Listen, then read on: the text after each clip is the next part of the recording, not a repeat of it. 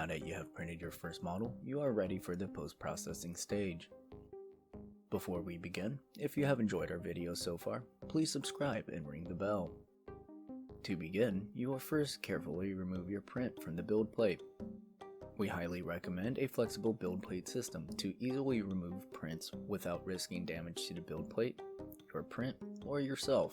Some common options include Wham Bam and Shovel. For those that don't have a flexible build plate system, it is recommended to use a strong, sharp tool at a low angle to slip between the printed object and the build plate. A putty knife, razor blade, or artist palette knife are all good options.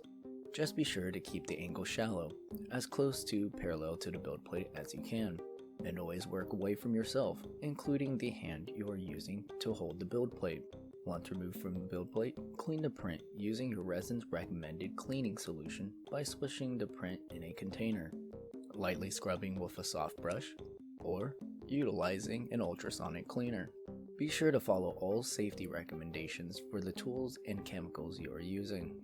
Let the prints fully dry after cleaning to ensure that it has been completely cleaned. Any shiny or wet looking spots is liquid resin that hasn't fully cleaned off at this stage, so you'll want to run it through a thorough cleaning and scrubbing again. To allow for easier removal of supports, apply heat to the supports either using hot water, a heat gun, or hairdryer. Apply the heat evenly and slowly so that you do not damage the print, but when the supports are soft, remove them with your hands. For larger supports or supports on more delicate parts, you may need to use a sharp blade or flesh cut snips to remove them without damaging the print. Finally, you are ready to cure the model by applying the same 405 nanometer lights, such as what 3D printers currently use to cure the layers. Many options exist for this step, including DIY curing stations, UV nail curing lamps, LED light strips, ready-made curing stations, or even natural sunlight. Be sure to cure all sides evenly by rotating the print regularly. Failure to do so could lead the print to warping. If the model is hollowed, take a UV LED light and turn it on inside of the model to ensure that the inside cures properly.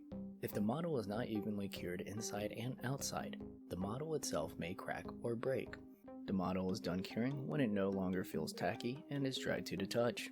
Finally, you can touch it up using sanding sticks, sandpaper, or sharp blades to get rid of any remaining defects caused by the printing or support removal process. The dust from this is hazardous to your lungs. Be sure to wear protective gear such as dust masks or work in a well-ventilated area. Last, you should prep your print for painting, or, if you do not plan to paint it, apply a UV-resistant clear coat. This will ensure that the print does not become overly brittle from excess exposure to UV light in the future.